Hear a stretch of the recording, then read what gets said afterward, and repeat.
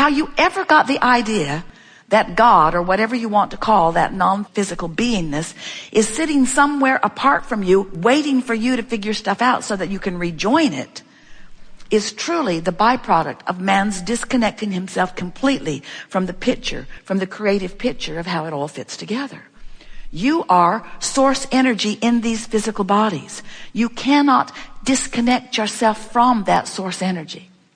But you can choose lackful thought about yourself, about others, about your government. You can choose worrisome thoughts about yourself, about others, about your government. You can choose thoughts that don't feel good about just about anything. And in the doing so, you deprive yourself of your awareness of source who is flowing through you, whether you know source is flowing through you or not. In a moment of brilliance, you say, wonder where that came from. And we say, we don't want you to wonder anymore. It came from your alignment. When you are tuned in, tapped in, turned on, you're tuned in to the frequency of all that you are, you see. And after you taste that a little bit, anything less than that is not only just not okay, it's really, really not okay. You can't feel the deliciousness of alignment and then find some petty, unimportant thing to use as your reason to choose a vibrational frequency that's different than the frequency of source, and deprive yourself of source energy without knowing that something has gone really, really wrong. And it isn't permanently wrong. It's just temporarily wrong in the sense that it's not as right as it could be or as you want it to be, or really, we'll go as far as saying as it should be, because you are meant to feel good. You are meant to be brilliant. You are meant to be tuned into the high frequency of who you really are. It's nice that life focuses you, isn't it? Sometimes you think that you would rather not know what you want so much, because the reason you know what you want so much is because you know what you don't want so much. Something about that focusing that helps you to discern. And it's helpful when you focus yourself gently, but there is nothing wrong with extreme experiences that cause you to focus. Do you like strong desire? Yes.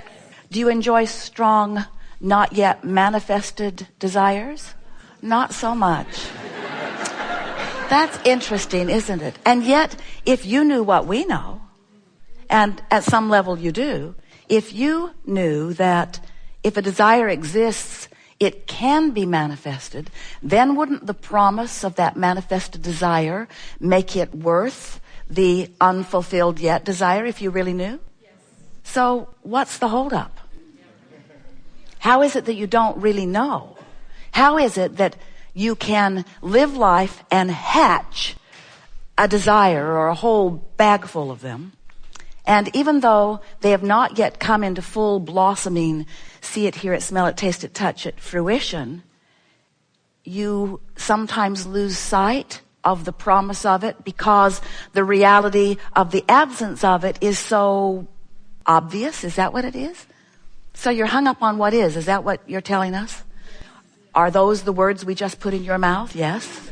Those are the words we just put in your mind.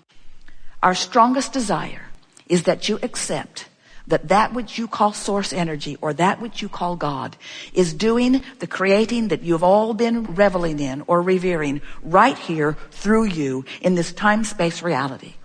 That when you have that moment of delight in a new idea, that is you and source together reveling in the eternal expansion of this universe. And it's worth celebrating right then and there. And that's what that elation that you feel is. That's that celebration that you and source are having together, you see.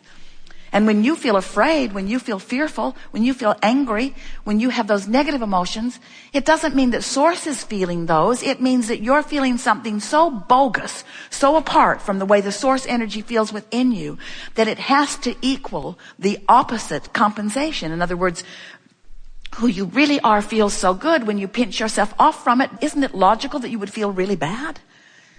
So as you begin to understand that your emotions have always been your guidance system to let you know one thing and one thing only. How am I in my physical body right out here on the leading edge resonating with the source of all that I am? Is there full resonation? Or am I off the beam in some way.